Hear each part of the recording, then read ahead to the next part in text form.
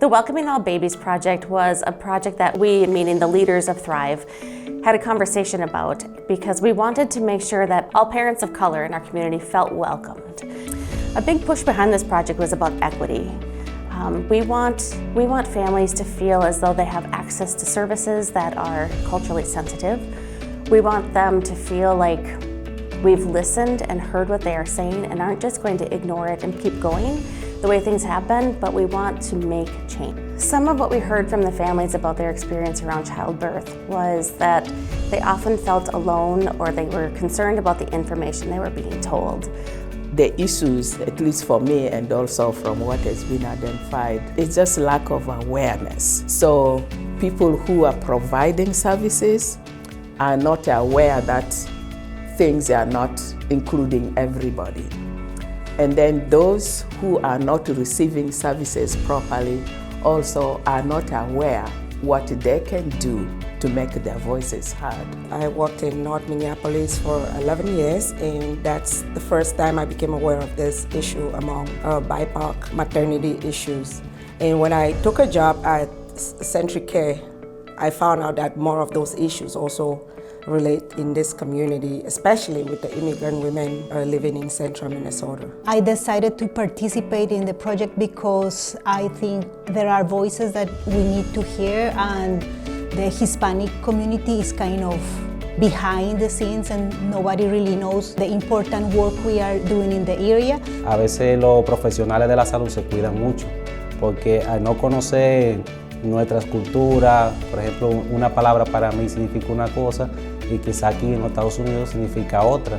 Y si una enfermera entra en un conversatorio quizá amigable con un paciente, puede suceder de que le diga algo sin mala intención y esa persona lo interprete mal y ya se ve como racismo o otro trato diferente hacia la persona por ser latino.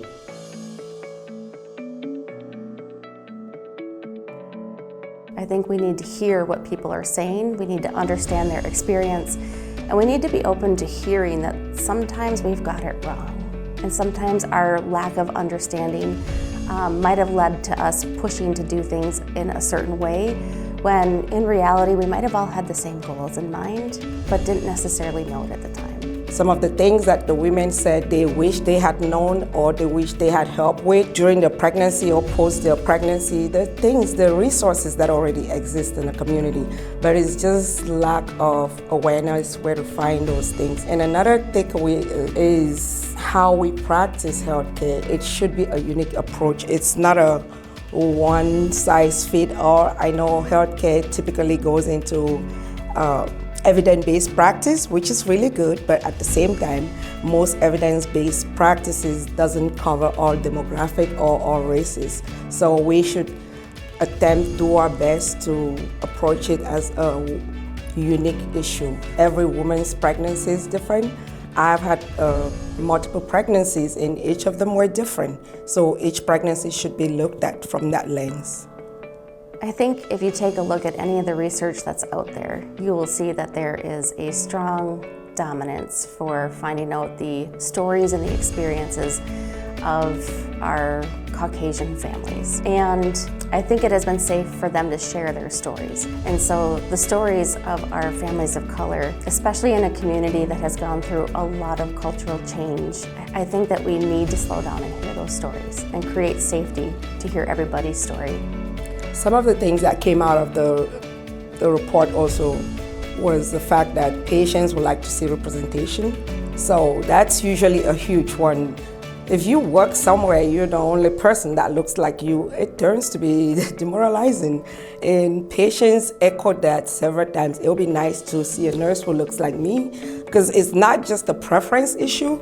It's more like you can relate to that person and they come from the same culture as you come from, and there's that element of cultural competency or understanding that goes on with that. Debe haber más inclusión. Creo que de parte del sistema médico debe haber más acercamiento a lo que es la persona de color.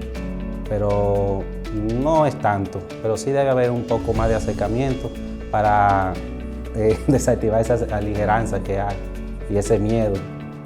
So we've already started having some conversations with some of our local medical systems, but we're also starting to have conversations with the colleges that have like nursing programs and therapy programs, so that we can start talking with students and help them understand and hear some of the narratives and hear some of the experiences from families.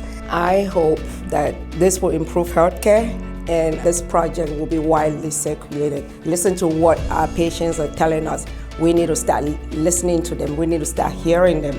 It's true, we need the professional, the doctors who have gone through all this education to guide us, but it's a totally different experience when the doctor listens to their patients and incorporate their ideas as part of the care plan. I have hope that all organizations or all businesses or everybody will think that they want to change to make sure that everybody is included in our community. We are all part of one community. It is not like we are the Hispanics, one community, the Caucasians, another community, the Afro-Americans, another community, and the Somalis, another community. But we are all sharing this space in central Minnesota. This will take baby steps, one little change at a time, but we're dedicated to sticking through it.